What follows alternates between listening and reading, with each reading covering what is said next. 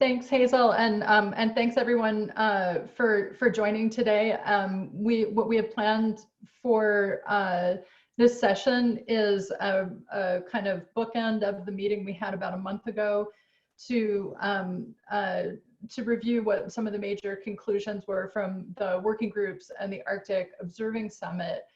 But more than that, and this, also by way of introduction to our team, which is the observing team of the Interagency Arctic Research Policy Committee, for anybody who might be new, this space is a good place to take some of the collaborative ideas that come out of gatherings like the Arctic Observing Summit and begin to translate them into more specific actions and possibly even fundable proposals. And I think we saw this play out really nicely 2 years ago after the Davos meeting. A couple of the working groups from the Arctic Observing Summit were really focused on working between the summits, and that actually resulted in a really nice proposal that got pulled together. So as you're listening today, think about how this team can serve as a sort of gathering point and a thinking point and a team building point to help support some of the more actionable conclusions moving forward. So on our agenda, we're going to hear from all the working group leads today. We're going to hear from Hayo about the conference statement. And then is Austin on the line?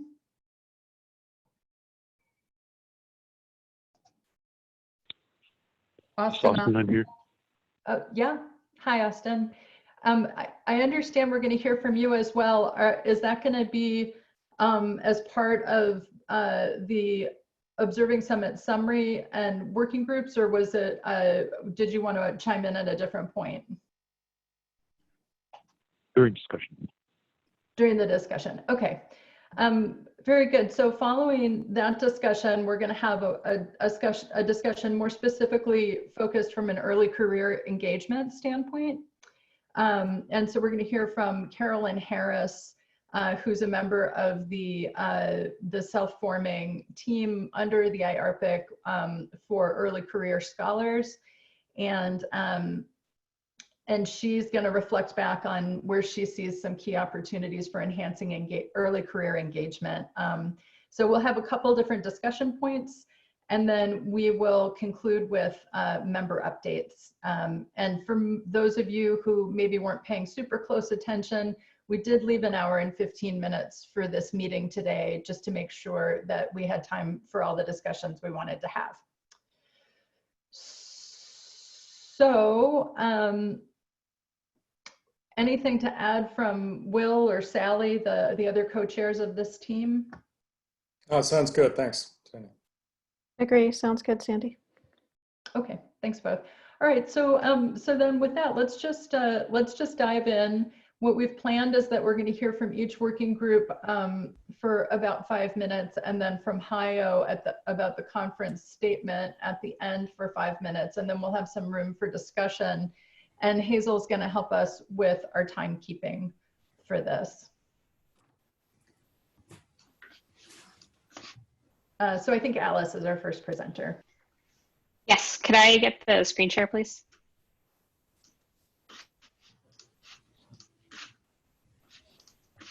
Are you able to share? Yeah, great. Yes. All right, so I was one of the working group chairs for working group 1, and I'll dive right into our quick summary. So we had, I think it ended up being 12 hours of meetings over the course of 3 days between the different time zones. Had a lot of really great discussion.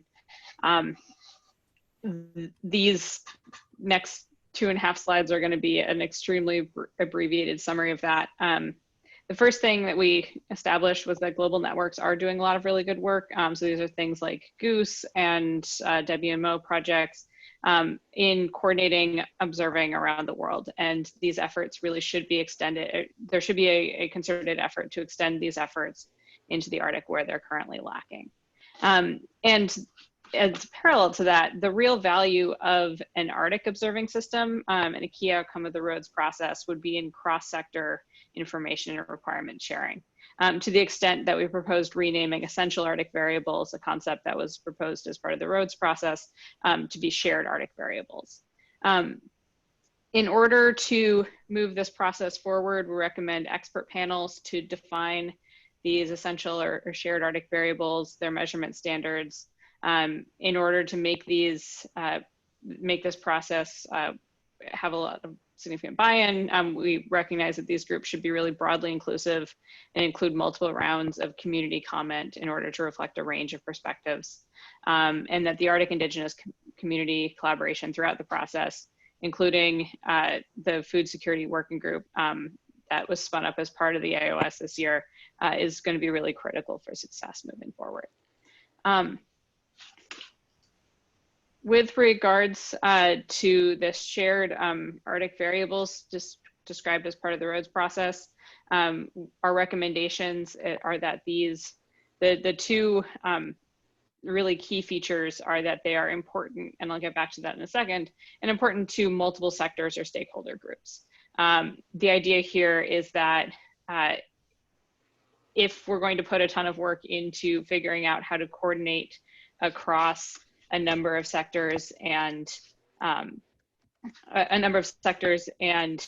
disciplines, we want to be doing that in the areas and in the types of observations that are going to have the most widely useful applications. So we're looking for the places where there's enough need and demand across sectors to make this large-scale coordination useful. And so the additional criteria and what we think it means to be important in this context, we identified 3 potential criteria, but there are some others that were floated. One is that there is predictive potential and or forecasting ability. So these would be variables that are very important in order to make projections going forward and make planning. There would be information that's critical to local and regional information needs, areas with impact and decision making, and then representative of key elements of the Arctic social environmental systems. And so the essential Arctic variables should ultimately reflect context. And so what we have proposed is that observations be, and the observation standards be written such that there are bundles of variables that should be measured together. So this is where this kind of sharing aspect comes in, where we have a number of sectors, user groups that are interested in different things. And so I put this up as very much a work in progress, where the idea is that these different communities of users and observers come together as an expert group to define a shared Arctic variable. And and how that gets defined are around these bundles or sets of requirements for observation standards, where you have one particular variable, say sea ice thickness. There are a number of different measurements that go into that. And so these bundles are going to address the varying user needs, the varying societal benefit areas that might be relevant to this variable, how to link then the requirements, the context, and the specifics of the observing and the observation types together. So this is still very much a work in progress. We're cleaning up these recommendations to send them back to SAON, but these were some of the highlights to come out of our discussions. And with that, I can pass it on to Working Group 2. Great, thanks, Alice. So we had also a diverse working group. We tried to structure our discussions about EAVs or shared Arctic variables in the context of the topic of our working group, which was observing in support of adaptation and mitigation. And so in general, our group kind of focused on 3 areas for discussion and thinking about observing in support of adaptation and mitigation, and those were land cover change, disaster management, excuse me, and risk reduction, and human health and food security. And after a number of discussions at various times of day and night, depending on where you were, we sort of landed in a similar place as a working group, with respect to the sorts of criteria we thought were important for defining variables. That would be, they have multiple uses.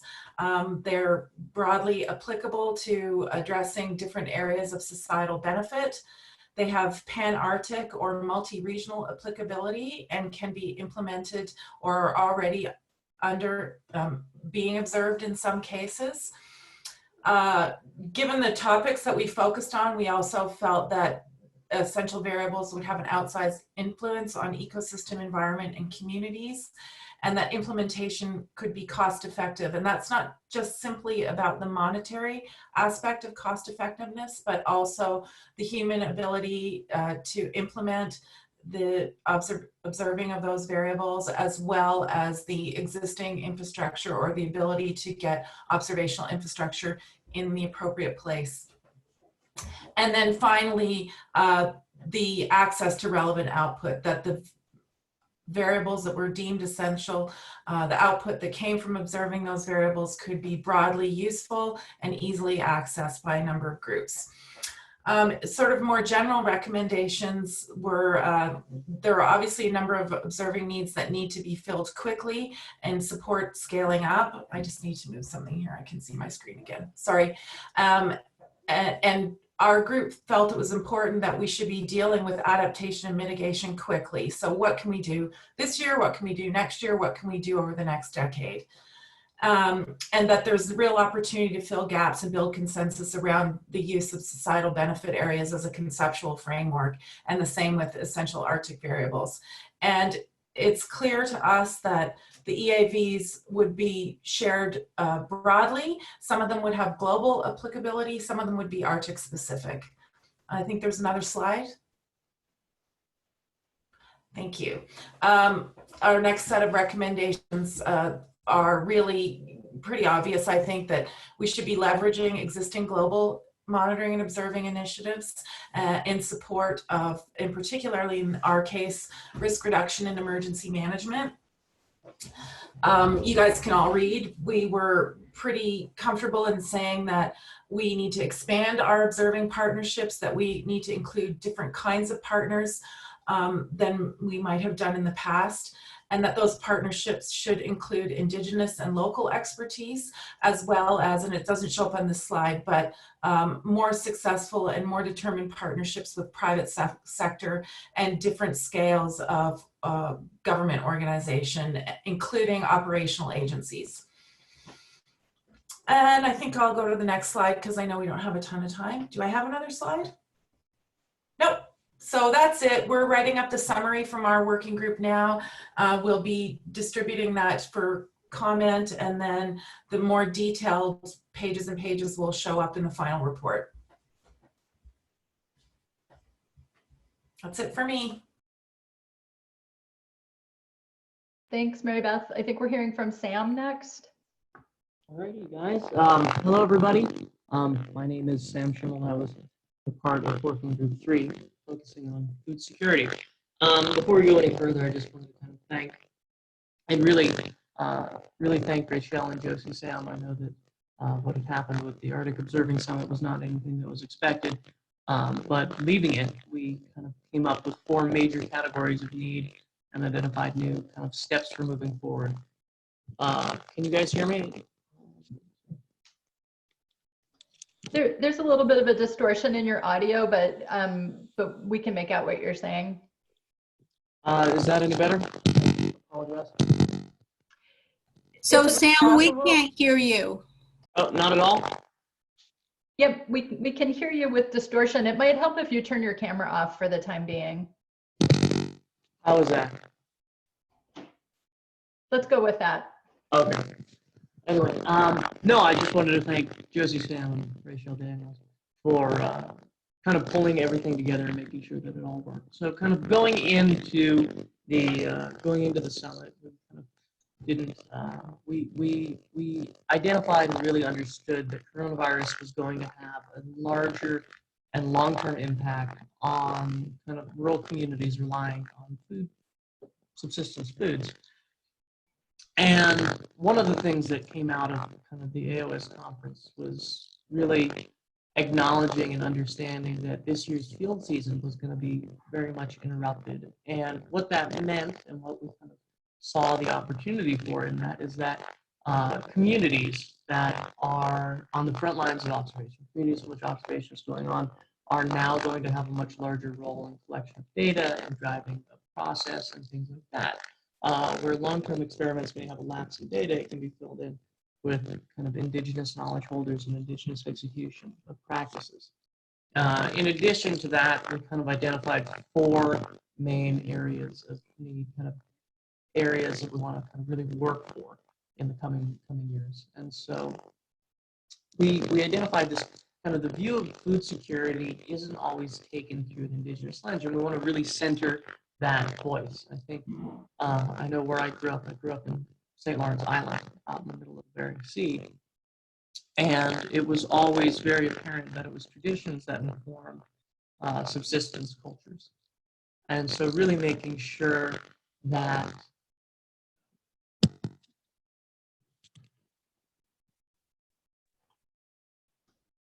we're able to find what resources needed to be there, and being able to direct and own research in a way that benefits communities was really important. Kind of the next thing that we saw was the need to improve and advance on weaving human health and wellness into kind of all aspects of kind of the observing system. There's kind of what a lot of times looks like numbers and looks like other things is people's lives. And so bringing that kind of reality of what is going on to the larger sphere, I think, is really important, and what we all kind of really felt was important.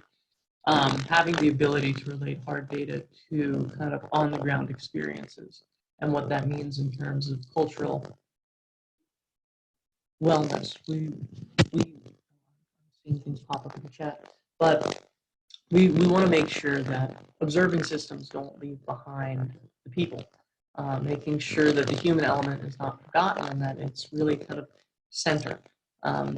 We hear a lot about kind of plastics and contaminants moving into the Arctic world. We're seeing microplastics in Arctic sea ice, but what does that really mean? So really linking those observations back to the impacts that they have on our native communities and how that kind of impacts our food subsistence. The next thing that we had identified was kind of really more support around community-driven research and monitoring. And you guys can read this. I think Rachel posted the link to the draft that we put together. You guys can all look at this a little bit more in depth. But in terms of making sure that communities are a little bit more the drivers of research, we noticed in kind of testimonials that were brought forward from members of the native communities in Alaska and around the world during the AOS Summit that there was a common theme, which was that the research that they felt that needed to be done wasn't always being done. And so in order to make changes in how things are done, we really feel that, or how policy is driven, we really feel that it would be important to allow communities to have more autonomy and more kind of decision in how research is done and which research questions are being monitored. And that's really something that I think is going to come out of this kind of coronavirus pandemic, is that communities are going to have much more control over what happens inside of their borders. Kind of the last thing that we identified was really focusing on building indigenous organizations, communities, and researchers. There's a deficit we identified in kind of indigenous communities regarding science. There isn't always somebody who is able to kind of translate between native experience and kind of scientific language and governmental speak. And so that was one of the main needs that we also identified, was trying to figure out how to kind of empower Indigenous groups to be able to have ownership over their traditions and ownership over their observations in the scientific sphere. So kind of building competencies and being a part of all stages of the roads process and kind of really having ownership over what's going on, not just in kind of guiding, but also in the execution of the research. So I think those are really the main points that we identified, and those are really the things that we walked away with. If I'm missing anything, Rachel or anybody else, please hop in. But I think that should be it.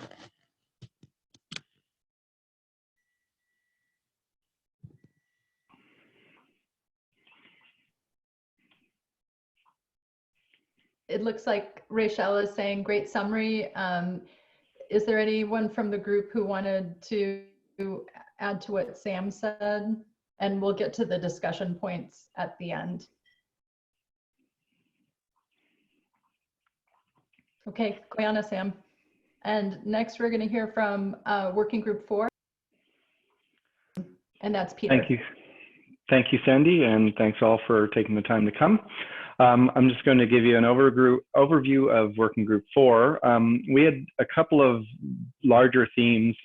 First slide, I'll talk about our community building, social and organizational aspects, and then in the next slide, a bit more about some of the technical.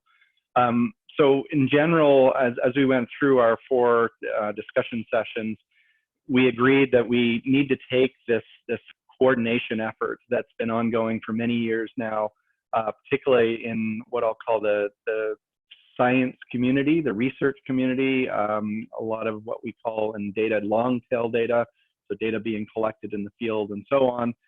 We need to take that to another level, and that needs to be really focused on the idea of a co-production model. And that leads us to this idea that rather than having, a data community that's sitting over here while others are sitting over there, is we need to sit down at the same table as much as possible, recognizing sometimes there will be, specific technical discussions, et cetera, that would be more sort of just within the data community. Very specifically, making sure that we're working closely with communities in the Arctic, other end users, whether that be policymakers, students, et cetera, but also initiatives like the Stay on Roads process. What we've seen working in the past few years in particular is recognizing that we have this larger, sort of grander vision that we all talk about, but breaking that down into these smaller manageable parts or use cases, et cetera, that really connect to key audiences and users, which fits with this idea of the co-production or agile type production that a lot of us working in the technical world use. There are many protocols now that we need to be thinking about. The CARE principles came up. Stephanie Russo-Carroll presented on that during the AOS. There are local protocols, there are national, regional, et cetera. And these are everything from ethical protocols to technical protocols. So making sure that we're very aware and observant of those. We also recognize and are working to ensure that we're not creating an Arctic data silo. We know that this is part of a larger discussion. It's a global effort. It's something that's going on outside of the Arctic. That said, we also have regionally specific conversations that are going on and regional and local needs. So blending those is a challenge, but a real opportunity as well. And we have some really good recent successes. We talked about the Arctic Data Committee and the SCADM and Arctic folks, et cetera, co-organized their meeting with the Research Data Alliance a few years ago, which is an international effort, working with GEO, trying to work with international indigenous organizations and so on. Education and training came up. And so this is for all actors. So including people in communities, but also, students. This is all relatively new. And things are moving very, very quickly in the technical field. So we need to recognize that and have that built into the whole system. Next slide, please.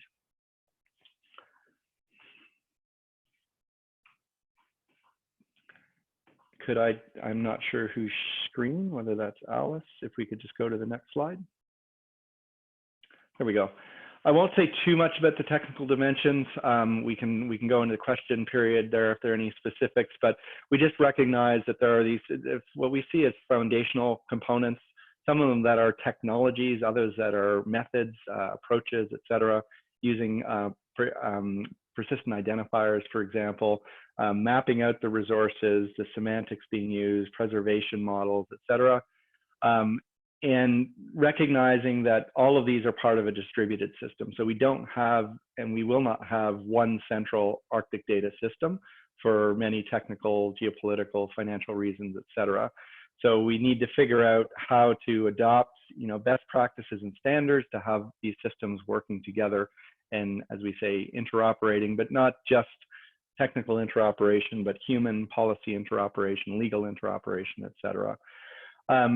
We recognize as well, there are a lot of new things happening. There's artificial intelligence, machine learning, there's cloud platforms, all these things are happening, but still feeling that a number of these things are foundational to those as well. AI and ML require good quality data. They require lots of it.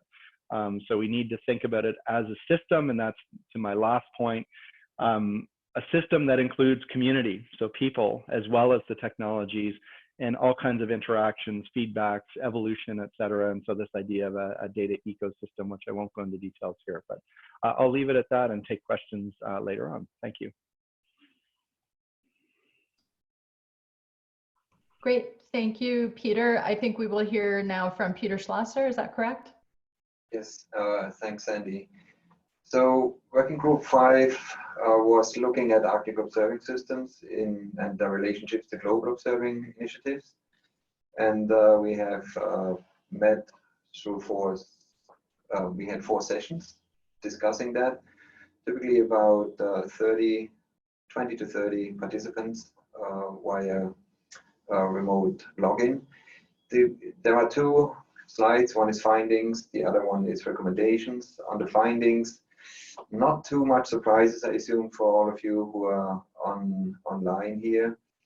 The first one is that in spite of the fact that the Arctic really is a hotspot of global change, the observations are still lacking the coverage and continuity that is required to, in essence, have our finger on the pulse of the system and get a full picture of the nature and pace of the changes that are actually crossing all domains. And that is one significant difference to many of the global observing systems. There is a gap between what nations invest in Arctic observing compared to lower latitudes. Synchronizing the Arctic observing system with existing global observing systems requires more effort. There is some underway, there are some examples, and some already, like Goose, have been mentioned, but overall there's quite a bit of room for improvement. Global observing systems often are not sufficiently driven by stakeholders, but more typically driven by objectives that are more specific, such as climate change. Observations are frequently, on the global side, on, in quotation mark, grids or fixed stations over a long period of time. And this is not the best approach to Arctic observations that are frequently tailored to understanding processes. And then social systems are generally poorly represented in observing systems, period, but that's especially true for many of the global observing systems. And the group concluded that there were virtually no global systems that are dedicated to observing socioeconomic and sociocultural observations. And the next slide has the recommendations. And there are in essence 3. First one is, where possible, global observing systems should expand into the Arctic, at least with a subset of their parameters. These subsets would have to be determined in terms of their fit to the high priority variables in the Arctic. And the second one is, whereas an Arctic observing system should cover all domains, it should make use of the single domain observations of those global observing systems that extend into the Arctic. So what that means is that some global observing systems actually do reach into the Arctic, maybe not with the right coverage, maybe not exactly at the optimum spots. And but nevertheless, they are collecting valuable information, and we should make sure to capture that and use it as one element of the emerging Arctic observing system. And then the third recommendation is that the proposed say-on-roads process that will define the Arctic essential variables should be established at a rapid pace. I think there is urgency, and that's what is behind that statement. The roads process should use the processes established by the global observing systems for identifying and defining essential variables wherever possible. So that doesn't mean that we should, blindly follow what has been done in the global observing systems, but where we see that there was a process that could be helpful in identifying the essential Arctic variables, one should actually make sure that the information that can be gained from that is being used. And that is what we extracted from a more lengthy document for this purpose here. And as Mary Beth said, there will be a longer summary of the working group deliberations for the report, and that is in process. Thank you.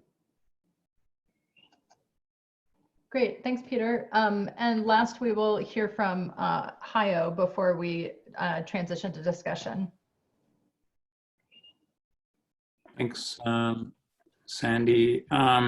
So if I could ask Hazel to share the slides. Yeah, does that look good? Thanks. Yes, perfect. Thanks, Hazel. So what are the key products and outcomes looking at the summit as a whole? There's an observing summit conference statement that you can still access and comment on through today.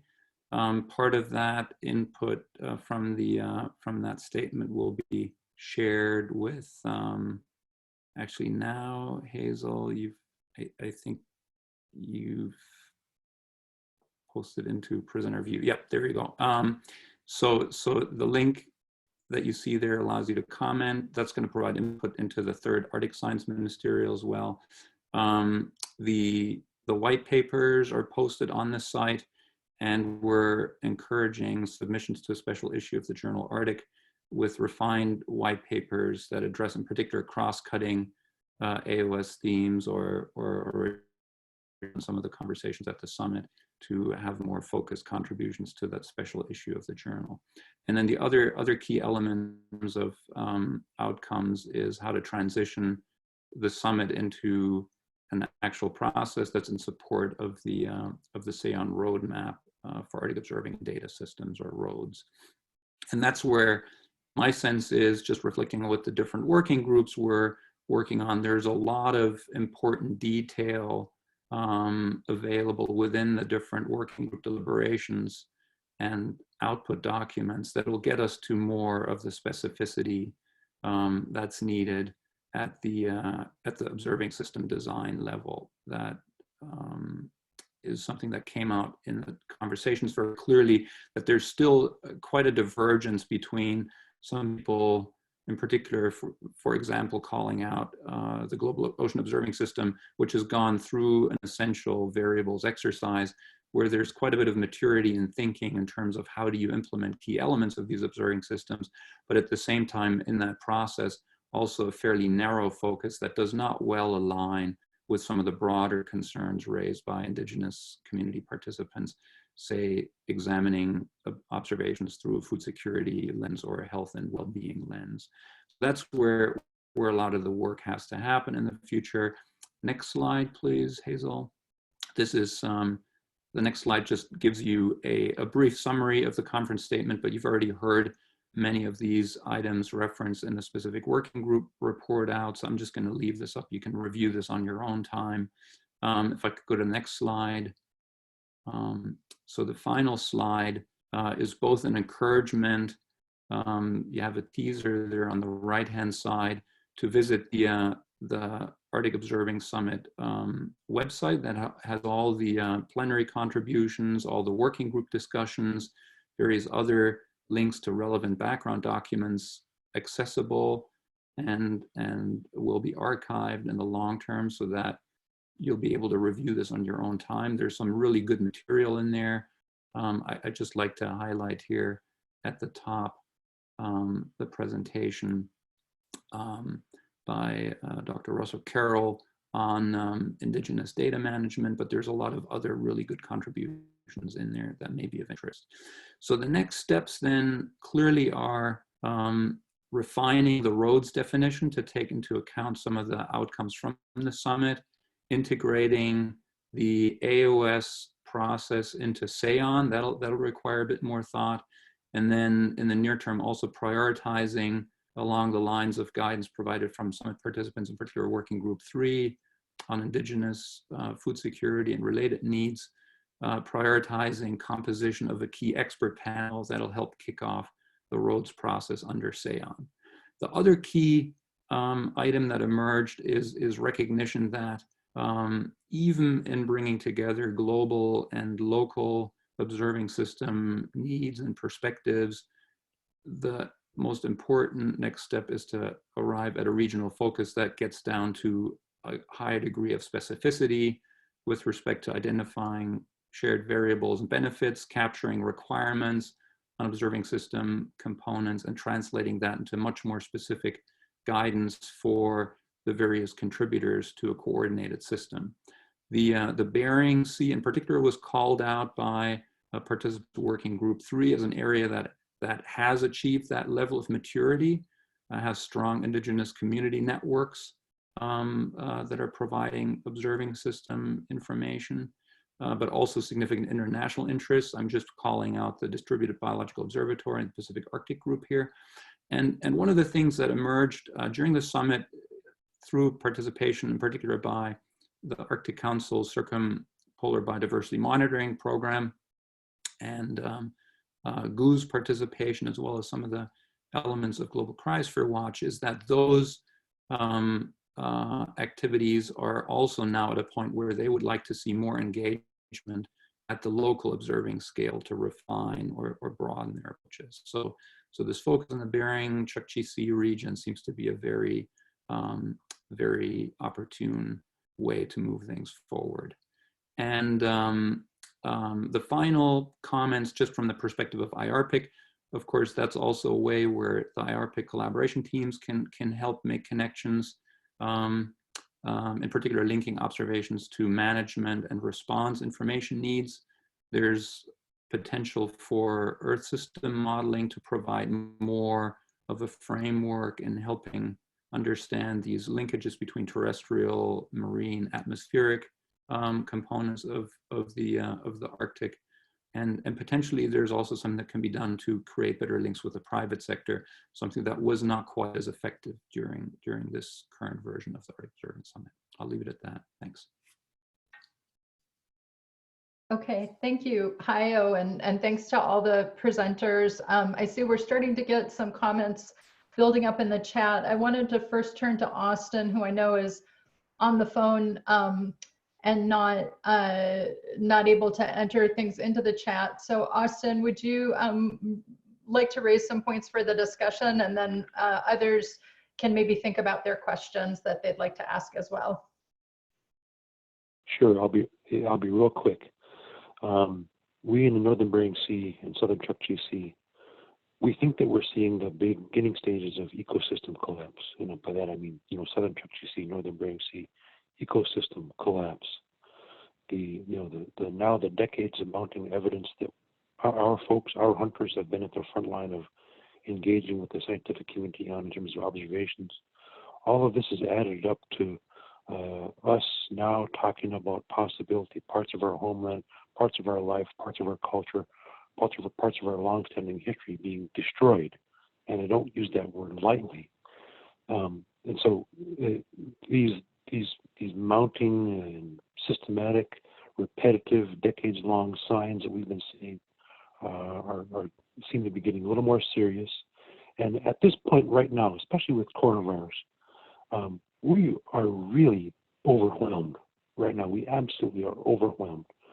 We have the history within our communities, of the 1900 disease epidemics, 1914, 1918, 1925, massive political change in the 50s and 60s, and we're dealing with all of these issues. So we're quite fearful of what's going to be happening in the coming years. We're very much worried about what's going to happen to subsistence foods in the northern Bering Sea. Folks like myself, we're even considering the possibility that some marine mammal species may become locally extinct, ice-associated marine mammals. So we're very fearful of what's going to happen. And we understand even now during this COVID epidemic that management actions are taking place, essentially behind the scenes, with very little public involvement. Virtually every public engagement opportunity, even something like this, where it's Zoom delivered, it doesn't get out to communities. And so there are things that are happening that are not in the public sphere, so to speak. A person like myself who's privileged to have internet connectivity, that isn't the same case for people in villages. So there's things happening that are very concerning to us. We're seeing these things firsthand, and we're just totally overwhelmed. And that's all I have to say. Thank you.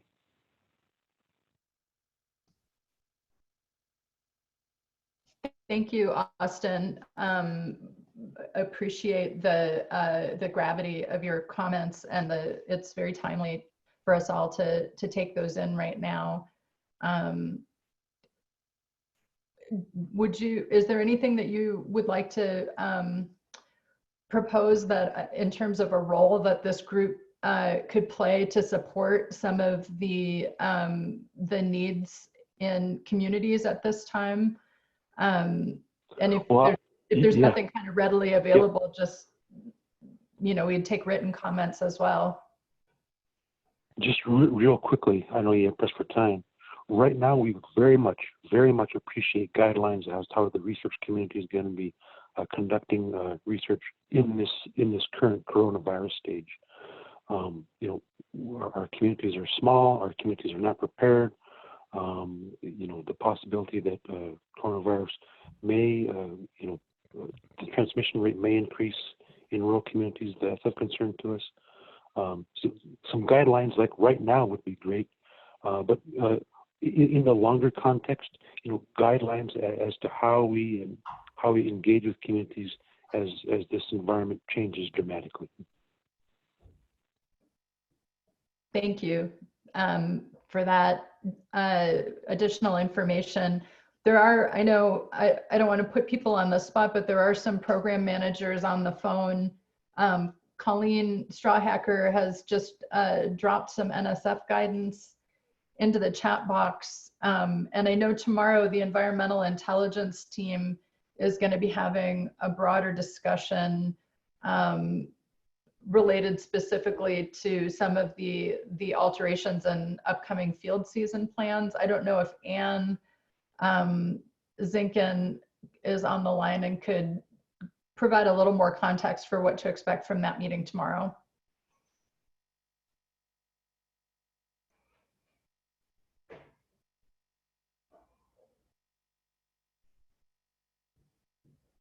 Okay, well, maybe somebody could. Hey, Sandy, the meeting's actually been moved to April 22nd, and I'll post a link to that in the chat box here in a second. Okay, and presumably there's a pretty updated focus. It was initially going to be to discuss field season plans in the Bering Chukchi, and now with all the changes, I think it's going to be more of a status on things as they currently stand. And so. Sandy, this is Roberto. I'm sorry to interrupt, but yeah, that's roughly accurate. Like I said, the meeting for the environmental intelligence team will be next week, and originally was designed as sort of a planning coordination meeting to understand the different cruises that were going out this summer. But given the current circumstances of the outbreak, it's really sort of a response and update of the changes, the cancellations and postponements to those cruises and other research activities for the summer. So that will be indeed the focus of next week's meeting, if people are able to join us. Thanks. Okay, great. Thanks for doing that, Roberto. If I can just add to the NSF perspective, Sandy, if that's okay. Please. Hi, everyone. This is Colleen Strawhacker. I did just post the guidance that was released by the Office of Polar Programs. And Austin, I really appreciate your comments. We take the risk of visiting researchers coming into the communities really seriously. So each of the program officers in the Arctic Sciences section, we reached out to all of our PIs individually to stress that and the risk of them going to communities. I know now that communities have really restricted visitorship, and with Raven Air declaring bankruptcy, it's nearly impossible to get to those communities anyway. But just know that NSF takes that very seriously, and we reached out to all of our PIs and stressed that.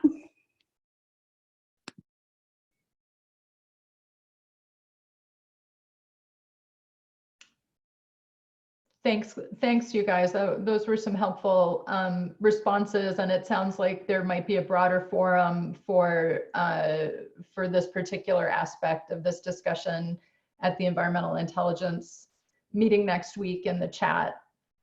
Other thoughts and points for discussion? We can let this discussion go for 5 more minutes without, I think, cutting into the time for our other proposed topics.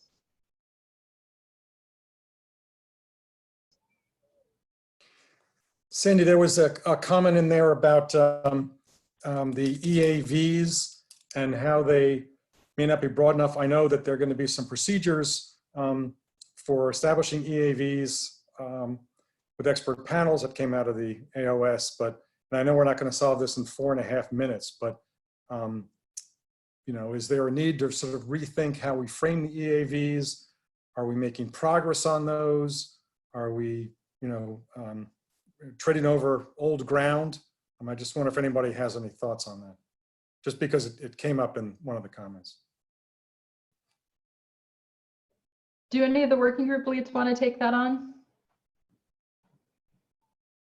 I mean, if I can comment, I think no. I would argue that there is progress, in particular because in the working groups, if you look at working group 1, working group 3, working group 5 in particular, you know, not to exclude the other 2, people have now understood the level of detail that's needed.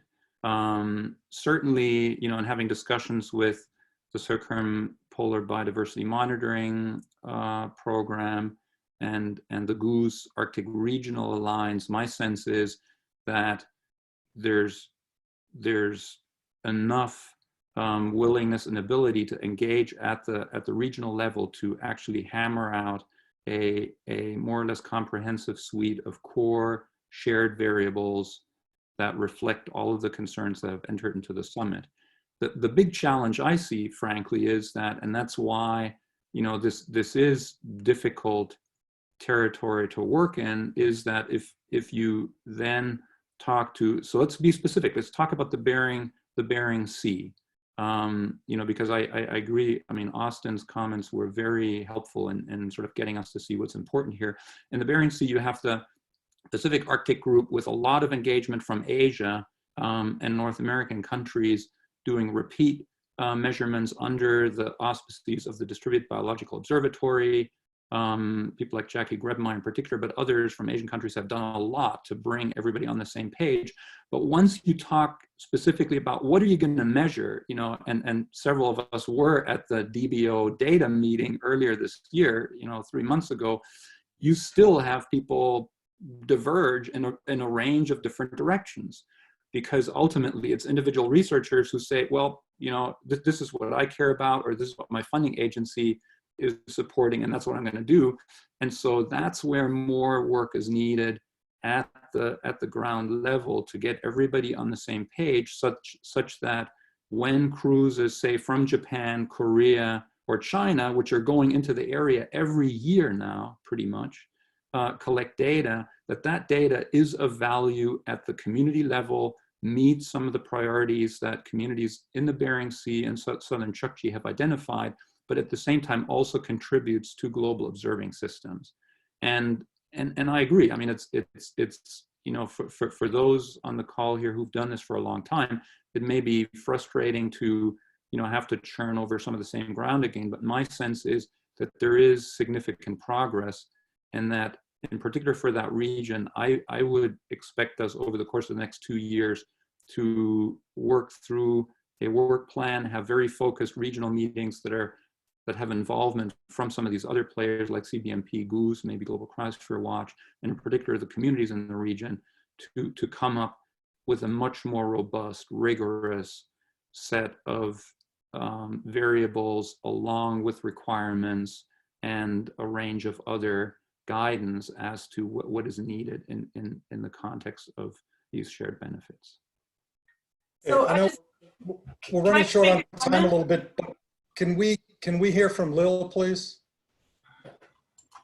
Yeah, thanks, guys. You know, I understand the desire to really protect the EAVs as they exist, but we haven't stopped and done any true synthesis to understand where are the gaps we need to fill in for the Arctic system. We had talked 20 years ago about these same variables. The fact that we're still collecting data on them without really good milestones, metrics, and workflows, and the fact that there was really crickets to the workflow tells us a lot. We're really in an eddy. It looks like we're making a lot of progress or a lot of motion, but we're just spinning in the same place. We're definitely moving. We're just moving in the same place.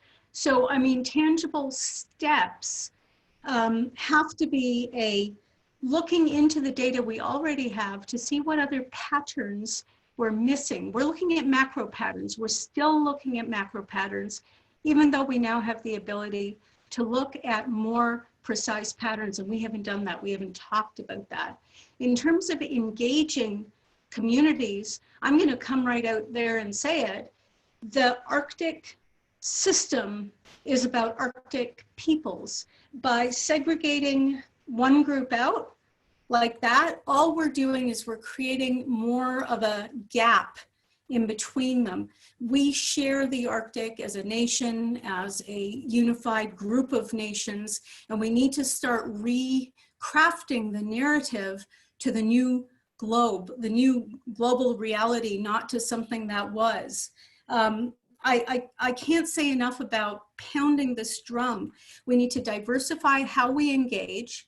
The Arctic Summit, the Observing Summit was fairly limited in terms of its attendees. We need to change how we look at data we already have in hand. We need to be very, very strategic about deriving more knowledge than we have to date. And we need to redefine the Arctic and its peoples as a much broader community. I mean, we still talk about high latitude to mid latitude connectivity, but it's an old model and it's not keeping pace with the way the world has changed. And that's all I'll say. You guys know me, but this is very frustrating.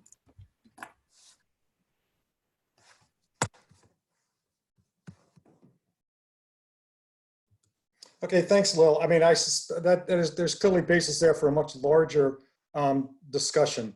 So I've lost track of how much time we have. Sandy, you on top of this? Yeah, we've cut into our next two topics. And so I do think, regrettably, we're not going to have time to respond to all this information, but it does suggest that maybe we need to have more focused conversations on these topics at our next meetings. Is Carrie still on the line? Yes, hi, this is Carrie. Hi, Carrie. So did you have some slides you were going to share, or were you going to present verbally? Yep, I have some slides. If I will begin to share my screen now. Okay, so just for a reminder for everybody, Carrie is joining us, who is also a member of the Early Career Research Forum on IARPIC. And she's going to speak to her reflections on AOS 2020 and how we can maybe improve early career engagement and some of the activities that need to move forward. Thank you, Carrie. Great, thank you for having me. So first, I just wanted to start by saying thank you all for recognizing the importance of engaging early career researchers and scientists, and for reaching out to me to give this presentation. So as you mentioned, I work with APEX, the Association of Polar Early Career Scientists, and I'm a member of the IARPIC Early Career Forum. And I worked with some of the team leads from the IARPIC Early Career Forum on this presentation. So what we did was reach out to early career members who participated in AOS 2020 and solicited some feedback from them. So I will go through some of our main findings, and I've kind of included bullet points that synthesize the results and then pulled out some quotations. So the first thing we asked was if the AOS process was inclusive, and the overwhelming response we got was that ECRs did feel that the AOS both strived to be and succeeded in being inclusive. And one of the specific things people called out was the advertisement and inclusion of a code of conduct, which I believe was part of ASSW 2020, but kind of online, the two things were linked together. And so some quotes in that realm were that overall there was a large effort to be inclusive. This person sat in on several sessions that had lost lots of Indigenous representation, particularly younger members of the Indigenous community. Others said that in regards to comments and suggestions during the meetings, that a lot of them came from more established researchers, but that the platforms were there for early career members to chime in. And then again, calling out the code of conducts, and that there were sessions that specifically revolved around inclusive issues. Secondly, we asked if there were any impediments to engaging, and a lot of this feedback surrounded the online format. So actually everyone that I spoke to, including myself, this was their first time attending an AOS summit. So bear in mind, this is mostly related to everything transitioning to being online. So some people found that this format was a little bit intimidating, especially for early career researchers, where it might be harder to jump in and possibly interrupt someone during a video call than it would be to just go up and speak to them in person. And early career researchers missed some of the aspects of face-to-face meetings, in particular in poster sessions, which are often really important for early career members to network and meet some of the more established researchers in their field in a more informal and kind of less intimidating setting. And a few people had trouble navigating from the ASSW website to the AOS 2020 page. I think once they did, clearly all the information was there in an easy to access format that kind of helped people digest all of the options and engage in the different sessions that they were most interested in. We also asked how early career researchers planned to engage in the future, and we found that many people are interested in being involved both in the next AOS workshop and then kind of being involved in some of the working groups throughout the year.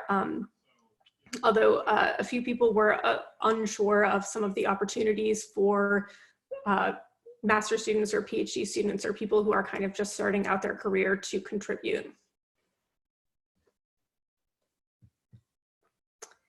And finally, some suggestions for the future.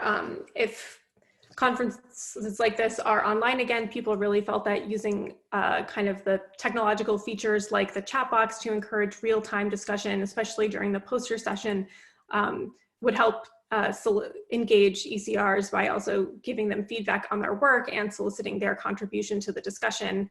And that the ARPIC Early Career Forum online could be used for discussion before and after the meeting, in addition to how it was used to advertise the event to the early career members. And then also there's room to actively recruit ECR participants and collaborate with other ECR networks to kind of bolster the involvement and contributions of members of the early career community that might not know about IARPIC or the AOS is a resource or an opportunity yet.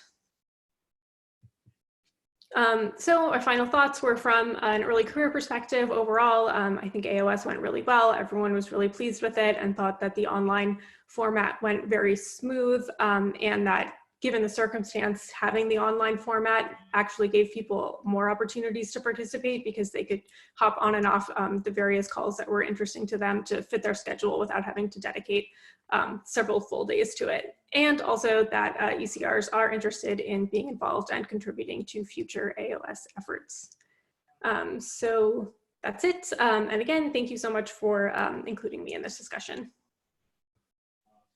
Hey, Carrie, thanks. That was really informative, and it was nice to see the specifics, the specific quotes. I have I have one question that might be kind of a big bulky one for you to tear into, but then after, let's maybe hear from some of the working group leads on where they see room for engagement. So I'm guessing that early career researchers are under some different kinds of pressures and life circumstances right now because of the pandemic, and it might be altering people's plans for field work or their own research. Are people through the Early Career Forum talking about how they might retool their research plans around some of these more planning-oriented activities, or the kinds of things that we can advance in a forum like this? Or is it just sort of too early for people to be thinking about making those kinds of changes? Yeah, that's a great question. And we have seen a lot of early career researchers, especially people who maybe only had one field season planned, or master's students who only ever had 2 to 3 years planned in the first place, be worried about how especially the cancellation of field seasons this summer is going to affect their academic progress. And so I wouldn't say we've seen any grand solutions yet, but that's definitely something that people are talking about, how they can utilize both data that's already been collected, or perhaps transition their projects to be less reliant on actual field collection of data. So to that end, I would be really interested to hear what other people on this call have to say about that issue, or suggestions they have for ECRs who are in this circumstance because of the pandemic. Sandy, I'd like to jump into part of your question regarding early career engagement with these different, the more kind of big picture planning aspects. I think one of the barriers to entry for many early career researchers related to AOS and this field more broadly is that it's not a type of work that lends to quick turnover of publications. And so time that you're dedicating to these bigger planning problems is time that early career researchers, who are often in a scramble to publish as quickly as possible to get a career going, don't necessarily have available. So I think one of the structural issues that we might think about is kind of how early career researchers are engaged in the products and credited in the products that are coming out of these processes. Thanks, Alice. And Carrie, thanks for your response earlier. Would any of the working group leads like to respond to what they see as some specific opportunities for engagement moving forward, or brainstorm some ideas about how we might work with the Early Career Forum on this?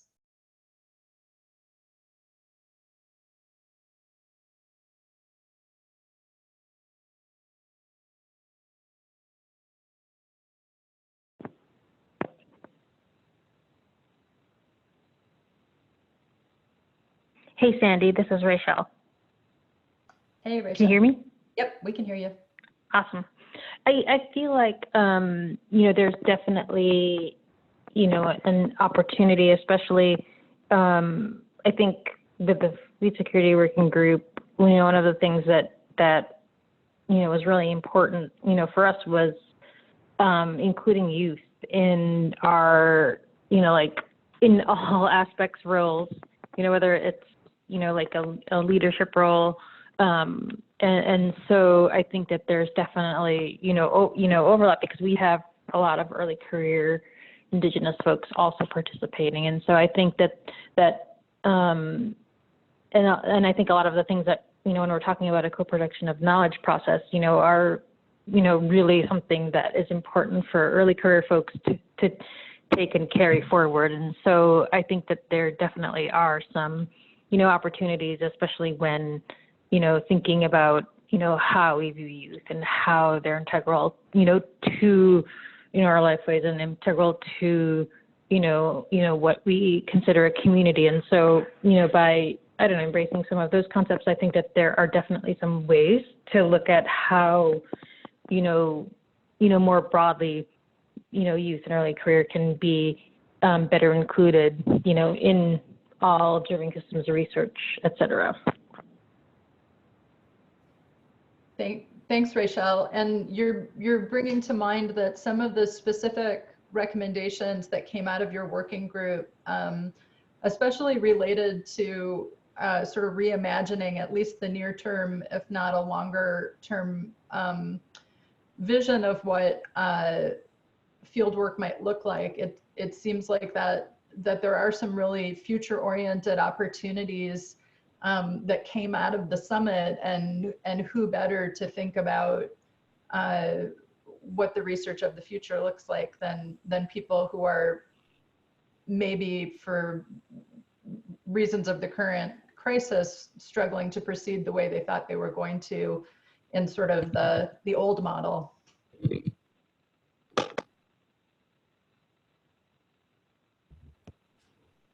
This is Peter. Oh, sorry, go ahead.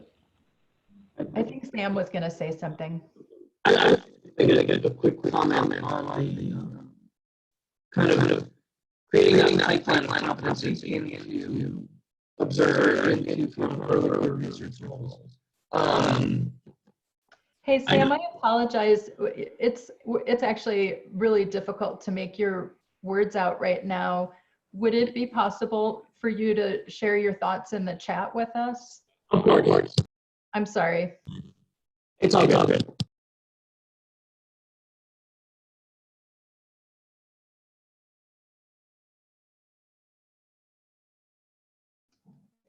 Peter, were you going to share something?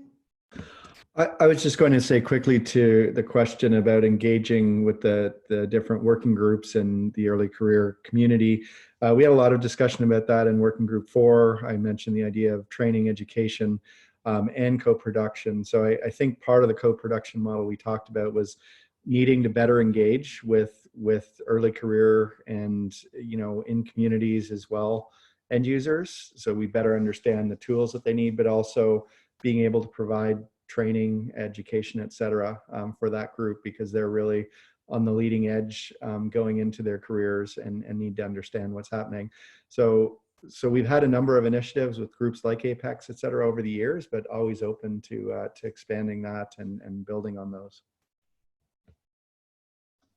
Great, thanks, Peter. Let's take one more question from Hayo. While I'm taking Hayo's question, will you please raise your hand if you have a general update, because we're cutting into our update time, and that'll help me prioritize our last few minutes. Thanks, Sandy. This is a question for Carrie, actually, because, and maybe also for Alice. I mean, Alice raised the point that with this type of work, there is no clear pathway towards publications in a reasonable time frame that matters to early career researchers. What do you see as other products or outcomes of this work that would be an important part of early career scientists' professional development that might need to be highlighted as alternate products on a career path, right? EOS had recently an article about some efforts underway in the European Union to better represent non-publication type products. And it would be interesting to get your take on what you would see, having been part of the Arctic Observing Summit now, as potential products that could take the place, intellectual products of your work that could take the place of publications, and what we need to do to foster development of those.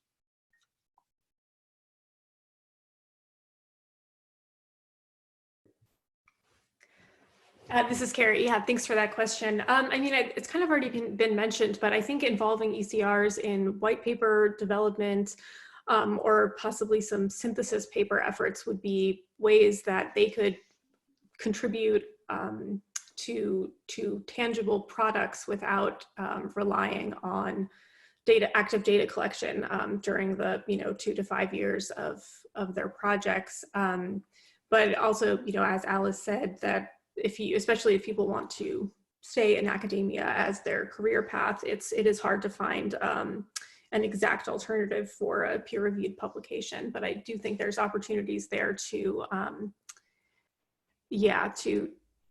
contribute to different types of tangible products.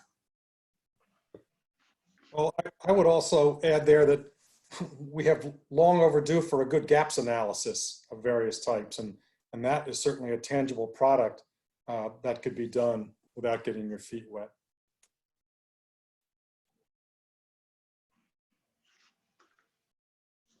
All right, well, so I'm mindful that we're almost out of time. And Sandy, we'll can I jump in to add a pointer to the chat box where Colleen provided a community update on navigating the new Arctic. And then also it looks like Sam has added his point as well. So we'll hear from Alice and then we'll close the meeting. Just to add very quickly in response to Haya's question, we have a lot of documents that come out of the Arctic Observing Summit, but many of them don't have any indication of authorship or who has been involved. And I don't know what the solution is there because a lot of these things are meant to represent the community, but that would be one way to appropriately credit the early career researchers and everyone who's contributing to them. Great. It's not the equivalent of a peer-reviewed article, but it's at least something that you can point to. Yeah, thank you, Alice. I'm going to just quickly read out Sam's comment out loud, so for those on the phone that they get a chance to hear it. He says, in essence, the point I wanted to bring up is that by placing ownership of research in Indigenous communities, a pipeline of competency is built for Native youth. In rural communities, there is rarely exposure to science. If done correctly, research can be a foot in the door for youth. Thank you, Sam, for that. Okay, well, thank you to all of our contributors to the meeting today, both the speakers and the questions. And we will keep a good log of the chat, which was pretty rich discussion today. I think there's been some very interesting points that the co-chairs will want to sit with and think about how we use our next meetings. And in particular, we'll look down the road to how we can continue to support the outcomes from the summit. Will, Sally, any closing remarks from today? No, I think that the comments will be saved, I think, and it might be worth mining some of those, and we will as we go back and go forward and think about the topics for the meetings coming up in the near future. Yeah, I agree. I think it was a really good discussion. Appreciate everyone. Okay, great. Well, thanks all. Thanks for joining us, and stay tuned for upcoming events. Okay. Thanks to all the presenters. Thank you, everyone. Thank you. Bye. Thanks all. Thank you. Bye-bye.